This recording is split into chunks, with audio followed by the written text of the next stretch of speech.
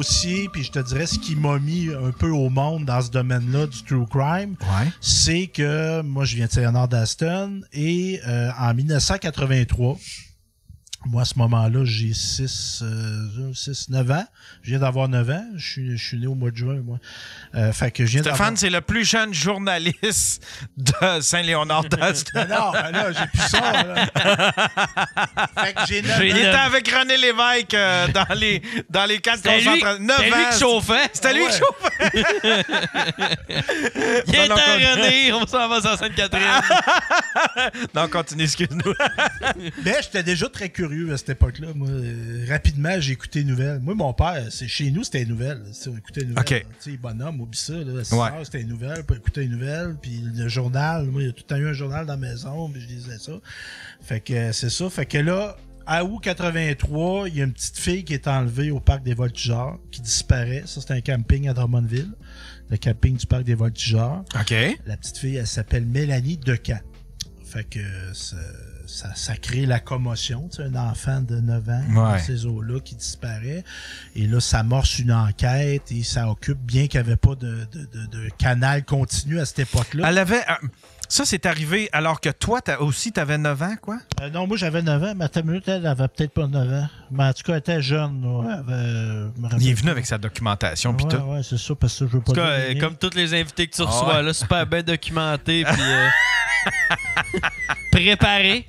C'est toi qui les as écrits, tes notes, oui? Ouais, OK, ça change des autres invités. Je vais braguer. J'ai imprimé mon article, mais en tout cas, elle était pas très vieille, Mélanie. Elle était au début du primaire.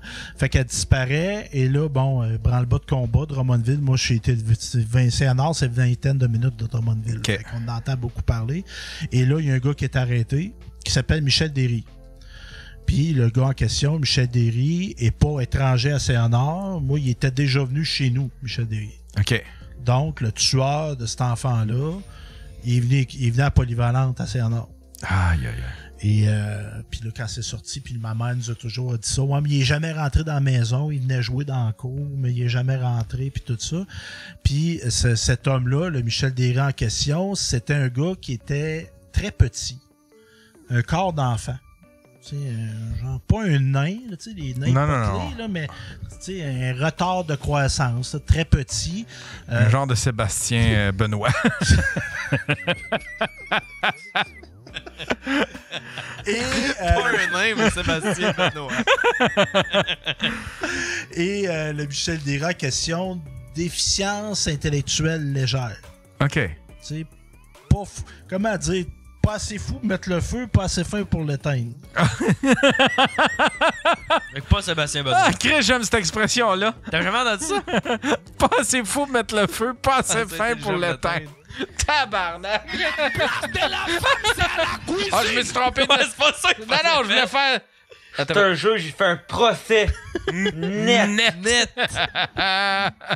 Regarde, il y a Captain Spacebar. Ma mère me faisait peur avec l'histoire de la petite. Elle disait que je me ferais kidnapper moi aussi. Je me fait que ça a frappé. Ben oui, il vient de Drummondville. L'imaginaire. Elle avait beaucoup Hey Will, tu peux-tu juste, vite fait, tu peux-tu me ramasser une bouteille d'eau? Mais non, on n'a pas ça ici. Tu veux les criquets aussi? Hey, tu veux-tu de quoi, Stéphane? Tu On veux t'a quelque pas chose? offert, mais... Tu veux une bière, quelque chose? Il y a de l'eau, il y a de la bière, il y a des liqueurs, il y a des Red Bull, il y a de la Michelob Ultra. Ouais. Moi, ça va être juste de l'eau. Hey, c'est le gros luxe. Ouais. Fait que c'est ça, fait que... Bon, puis là, ma mère, elle, puis les gens dans mon village qui racontaient, c'est il a voulu jouer parce qu'elle était retrouvée dans le bois, attachée, la petite fille. Morte? Ouais. OK. Décédée. Puis ce qu'on disait, mais tu sais, Michel, il était pas bien intelligent, il a voulu jouer avec, puis il l'a oublié là. OK. Fait que ça, c'était l'histoire. Fait que moi, je me ramasse à l'Express comme journaliste, après avoir été c'était-tu avant le Courrier Sud ou après, je me rappelle plus. En tout cas, je me ramasse au journal L'Express, et là, j'ai une patronne qui me donne le temps d'investiguer cette histoire-là. Fait que moi, je me suis dit, tu sais, ça avait marqué mon village, ça avait marqué cette région-là du Québec, le centre du Québec. Fait que j'ai investigué ça, et j'ai été rencontrer des journalistes à l'époque et des enquêteurs. OK. Et des enquêteurs, dont Michel Baudouin et Jean-Paul Prince. Puis Michel Baudouin, en m'amenant ici, je suis passé devant chez eux. OK. C'est un gars de gentilly, ça. C'est un gars de gentil. Ouais, mais faut dire de quoi. Elle qui t'a donné le temps d'investiguer, là, c'est très, très, très rare dans les médias que t'as le temps. Fait que rien que ça, c'est quand même assez exceptionnel. Là. Sauf, mettons, quelques-uns qui font du journalisme d'enquête à Radio-Can, mais même à ça, il doit y avoir quand même de la pression. Fait que d'avoir eu le temps puis l'opportunité... Souvent, ce qu'ils font, là, c'est genre, ils te donnent un dossier à amener sur du long terme, mais aussi, il faut que tu travailles sur des petits dossiers. Ouais. Faut que tu fournisses, tu sais. Parce qu'ils aiment ça en crise quand les dossiers sortent, quand c'est des dossiers d'enquête, des grandes enquêtes. De gros, là. Ils trippent en estifie, là, mais c'est ça, ils ont besoin de faire Ils peuvent pas survivre juste avec ça. Ouais. Fait que t'as enquêté sur cette disparition-là. Je rencontre les intervenants, les témoins. Les 2 kingpins que j'ai rencontrés là-dedans, c'est des enquêteurs de la Sûreté du Québec qui ont été sur le terrain, qui ont fait l'enquête. Michel Baudouin et Jean-Paul Prince. Fait que là, eux autres, ils me racontent. Puis, dans l'enquête, évidemment, c'était à Drummondville, et des hélicoptères, puis là, on cherche la petite Mélanie. C'est quand même quelque chose, un enfant. On veut faire un parallèle. Imaginez, Cédrica, ça fait pas si longtemps que ça. Cédrica Provencher, on en a-tu entendu parler? Puis à cette époque-là, les médias n'étaient pas autant présents, mais ça a été beaucoup parlé. Donc, eux autres, Michel Derry, dans le courant de l'enquête, il va popper. Il est comme identifié comme un suspect potentiel. OK. Parce que c'est un gars qui avait entre autres des dossiers de vol d'auto, des choses comme ça. Fait qu'il y a des enquêteurs qui le rencontrent puis qui disent « Ah non, c'est pas lui. Il tripe sa religion, il est d'un délire, puis religieux, puis Jésus, puis ci, puis ça. » Les affaires de religion, jamais arrivé avec des enfants. C'est clean au bout. Là. Ça n'a jamais mené vers des catastrophes. C'est un religieux, il peut pas avoir fait de quoi des enfants. Non, voyons, non. Il croit que Jésus. Il est ami avec le Jésus. Comment tu veux qu'il il est tout petit en plus. Il est tout petit. Mais tu sais, tantôt j'ai dit déficience légère. Fait qu'eux autres, les enquêteurs, perçoivent qu'il est comme à côté de la traque. Il peut pas organiser l'enlèvement d'un enfant. T'sais. Ah, OK. Il est pas assez wise. C'est ça. Puis Jean-Paul Prince, lui, il y a beaucoup d'enquêteurs qui sont dépêchés, des enquêteurs de d'autres régions, parce que là, c'est un cas majeur, un enfant, qui sont dépêchés à Drummondville, mais lui, la vie continue, Jean-Paul Prince. Fait que lui, il va enquêter un meurtre à Louisville. Et là, il ramène son collègue chez lui. Jean-Paul Prince, à cette époque-là, c'est un gars du Cap-de-la-Madeleine. Et il voit Michel Derry faire du pouce. Puis lui, il se rappelle d'avoir vu la photo dans le poste de police à Drummond. Il dit que c'est Michel Derry, ça. On va le prendre. Fait qu'il l'embarque sur le pouce. Puis là, il le ramène. Il dit, tu t'en vas où, Michel? Ben, je retournerai à Drummondville. Moi, par chez nous, là, puis tout ça. Parce que moi, je disais Saint-Léonard tantôt, mais à un moment donné, il a déménagé à Drummondville. Puis il venait de Longueuil. Il retenait ça, Longueuil-Saint-Hubert. Parce que ça, je vais revenir tantôt à ça. Fait qu'il jase avec. Fait que là, il se met à jaser avec. T'sais. Il dit, ah, Michel, la vie, puis les filles, t'aimes-tu les petites filles, toi? T'aimes-tu les femmes? Puis là, les femmes, les cordes, les arbres, les promenades dans le bois. Puis moi, Jean-Paul Prince, il me racontait ça. Il est décédé il y a un an à peu près. C'est un vrai. Ça. Dans ce temps-là, des enquêteurs de gars sortis des films. Là. Oh, ouais. Il y avait le chapeau et la smoke. Oh ouais, c'est des gars, tu t'assidais pas longtemps avec eux autres. Là. Fait que il jase avec, fait que là, il commence à l'ouvrir sa sexualité. T'sais. OK. Puis lui, il raconte des affaires. C'est pas nécessairement vrai. Il dit, ben, moi, j'aime ça les femmes, j'aime ça me mettre. Puis, OK. Tout ça. Fait que là, Michel vient comme en confiance dans le char, il jase avec. Et à un moment donné, il dit, Michel, tu sais que ça se peut des fois qu'on fasse des affaires qu'on n'est pas content ou qu'on regrette un peu, puis tout ça. Fait que lui, il commence à se sentir faiblir un peu. Là, puis il vient à avouer dans le char, en direction. Puis Jean-Paul Prince, la sortie Foucault, ça va. C'est la sortie qui mène au parc des Voltigeurs, ça. Okay.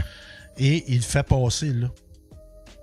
Il fait passer où est-ce que le camping est. Fait que là, il commence à faiblir. Il casse. C'est le chauffeur, comment tu disais que c'est Jean-Paul Prince. Jean-Paul Prince. C'est un enquêteur de la SQ. C'est lui qui a passé en avant volontairement du camping, genre juste pour trigger. Bright, c'est Bright en ouais, il devait être quand même intéressant à parler, ce bonhomme. Tu sais, quand avoir des couilles. Tu sais, mettons, tu fais juste passer devant une bâtisse que t'es allé avec ton ex, puis tu sais, il y a un petit quelque chose qui te montre. Imagine quand tu passes devant T'es-tu déjà la venu place où est-ce ici? que t'as attaché une jeune puis tu l'as tué. T'es-tu déjà passé ici? Tu connais-tu ça, ce bois-là? Si moi, j'irais prendre une marche, mais j'ai peur de me perdre. Tu viendrais-tu avec moi? Mais il l'a pas tué là. Parce que là, il va dire ouais, pas moi, oui, mais tu sais, c'est pas moi qui l'ai tué. Tu sais. Ah, OK. Fait que là, pis ça, là c'était la brunante. Tu sais, on est à fin août à peu près. Tu sais, Jean-Paul Prince, il avait pas espérance qu'il retrouverait la petite fille vivante parce que là, il dit, tu sais, ça fait quelques semaines, ben pas quelques semaines, mais quelques jours, là, tu sais, la possibilité qu'elle soit vivante. Mais il dit, tu sais, peux-tu me montrer où t'étais avec elle? Fait que il va ramener au poste, il va amener avec lui Michel Baudouin, puis ils vont aller dans un bois qui est assez loin quand même du camping. Et ils vont se tromper d'un chemin, puis là, à un moment donné, il fait trop noir. Tu sais, genre, c'était comme un embranchement, puis il a pas pris le bon bord. OK. Fait que le lendemain matin, là, il appelle la cavalerie, et là, il systématise la recherche du bois. Où ce qu'il pensait, lui avait dit qu'il l'avait laissé. Et là, ils vont retrouver la petite fille attachée à un arbre. Moi, ce que les gars m'ont révélé, c'est... Ça, c'est combien de temps après que ça a été... 4-5 jours. 4-5 jours. Fait que la jeune a disparu, puis 4-5 jours. Ah ouais. OK. T'es décédé. Fait que là, tu sais, moi, ça va te défaire beaucoup ce qu'on me disait. Là, je parle de ma mère, là, puis je veux pas y faire de reproches loin de là. Je pense qu'ils nous ont peut-être aussi... les parents nous ont comme diminué l'horreur de l'histoire pour ouais, minimiser, ouais, OK. Mais tu sais, comme là, ils disent, ils l'ont retrouvé, puis on est au mois de août. Fait que imaginez la chaleur. Il a été retrouvé avec un bas dans la bouche. Fait que tu sais, l'aspect, je jouais avec, je l'ai attaché. Ouais, il y a moins. Jouer à c'est ça un petit peu. Puis là, on va apprendre qu'il l'a sorti du camping par... On jouait à Hells État 5! Ouais. C'est marquant, ce film-là. Ah, Chris, oui, Mazan. Non, c'est ça. J'avais rencontré une des comédiennes de ce film-là, moi. C'est un tournage. Puis je disais, avez-vous eu de l'aide psychologique après le film? Ben là, elle me répond, tu sais, elle était pas vieille, la fille. Elle me dit, ben là, c'était pas vrai, là. Ben je sais, Chris, que c'est pas vrai ton film, là. Ah, c'était sérieux? Te mettre dans le rôle, par exemple. Ben, oui, ça baignes une histoire de meurtrier en série, puis de viol, puis de tuage. Tu sais, c'est comme le gars, Dahmer, là, qui a fait le film de Dahmer, là. J'espère qu'il était voir un psychologue après. Moi, j'y souhaite. Ouais, je sais pas s'ils ont de l'assistance. Tu sais, de te sortir ça du corps après. Ouais. Là. Allez, continue un peu, là. Continue avec la petite. Fait que là, en l'enquêtant, les gars vont découvrir qu'il l'a sorti par un trou qu'il y avait dans la clôture du camping. OK. Aussi, il y avait eu une petite fille qui était disparue. Ça, c'est des éléments d'enquête qui avaient été laissés de côté? C'est-tu des trucs que toi, t'as découvert dans l'enquête? Non, ou c'est les policiers qui t'ont dit ça? Ils m'ont dit ça. Ils étaient sortis par un trou, tout ça. Baudouin me dit 2 semaines avant, un petit peu moins, peut-être 2 semaines, un petit peu moins, avant, il y a une petite fille qui était disparue de ce camping-là. OK. Et elle était revenue par elle-même au camping et la mère n'avait pas voulu porter plainte. La mère de la fille, la petite fille, parce qu'elle était au camping avec un homme qui n'était pas son mari. Oh non! Oh non! C'est un jeu, j'ai fait un procès net. Fait que là, on va mettre une petite cloche. On met une petite cloche, on dit crime, il y a un meurtre qui aurait peut-être pu être évité si elle avait porté plainte. Ben oui. Puis on viendra tantôt à une autre situation. Ouais. Fait qu'on apprend ça, on apprend... Il y en a un, il fait le dog, il dit « Oh, c'est charrue. » Oui, mais ça, t'as moustache molle qui dit « Je belong to the street. » Ah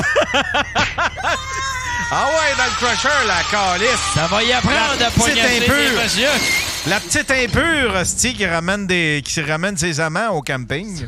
Fait que là, on va apprendre qu'il est sorti de là avec la petite fille. Puis tu sais, il n'y avait pas un aspect menaçant, Michel Derry. Tu sais, il devait payer 70 livres, ce gars-là. OK.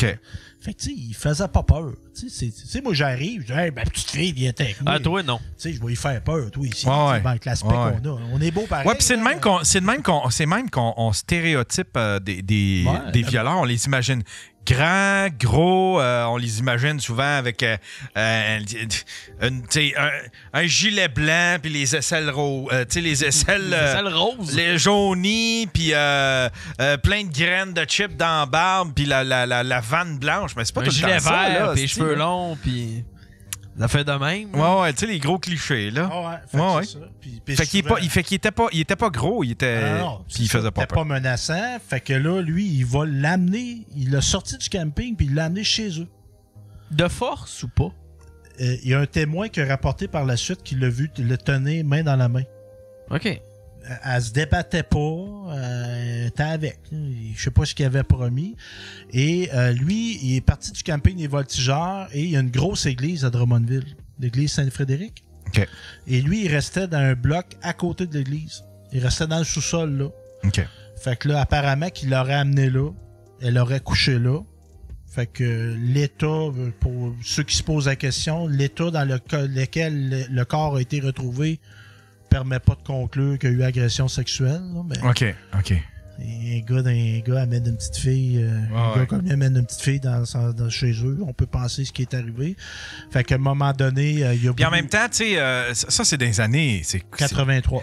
83, l'ADN, je pense que c'était pas encore... tu sais, aujourd'hui, sûrement on pourrait prélever un petit peu plus d'ADN, on aurait accès à plus d'ADN. Plus de latitude un peu. Mais tu sais, dans le temps, il fallait qu'ils trouvent des éléments plutôt microscopiques ADN, là, tu sais, là, c'était fait que... Fait que, tu sais, on peut penser qu'il y a eu agression sexuelle. Ouais, OK. C'est assez évident, là. Ouais. Fait que là, il va, le matin arrive, il va vouloir, lui, la rapporter au camping. Puis là, il voit des hélicoptères, puis là, il voit de l'action. Non! Et c'est là qu'il va penser à aller la porter d'un bois... en traversant un des ponts de fer que sa rivière à Drummondville. J'ai pas le nom de la rue, mais moi, j'ai pas été où ce qui a été tué, là, mais je sais c'est où. Donc, il était apporté là. Bon, qu'est-ce qu'il a fait? Il l'a tué, étranglé, il l'a tué. En tout cas, une chose qui est certaine, c'est que c'est lui qui est responsable de sa mort. Donc, eux, ils vont l'arrêter. Ils vont l'interroger. Il va passer en cours en passant, juste pour faire une parenthèse, Michel Derry n'a pas été reconnu coupable de ce meurtre-là, c'est aliénation mentale. Oh non. Il y a pas, on a considéré sa déficience, c'était pas. Puis c'était un gars qui a été très, on peut dire qu'il était d'une certaine façon martyrisé enfant. Okay. Son père le battait, des corrections sévères.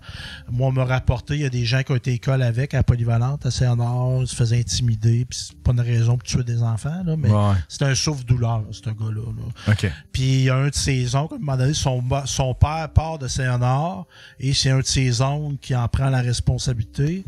Puis je vais le nommer, cet homme-là s'appelle Marcel Derry, c'était lui qui avait le dépanneur à Saint-Honor d'Aston. Et ce gars-là a été reconnu coupable d'agression sexuelle sur des mineurs. Calais, ça va bien. Mais quelle belle famille, ça! Fait que, tu sais, le bon en hostie le tourisme dans ce coin-là. Ben ouais! Fait que le gars qui était supposé de s'en occuper, ce qu'on a appris par la suite... C'était pas la meilleure des gardiennes, là? C'est un agresseur sexuel. Fait que ça va bien. 1 + 1, moi, ça fait 2. Ouais. C'est un gars qui a été magané, là. C'est un gars qui a été magané très profondément. Donc, c'est ça. Fait que, évidemment, il va y avoir le procès et Jean-Paul Prince et Michel Baudouin vont aller l'interroger en prison à Sherbrooke. Pendant le procès, il est incarcéré, évidemment. Et ils vont essayer de le relier à d'autres affaires de disparition.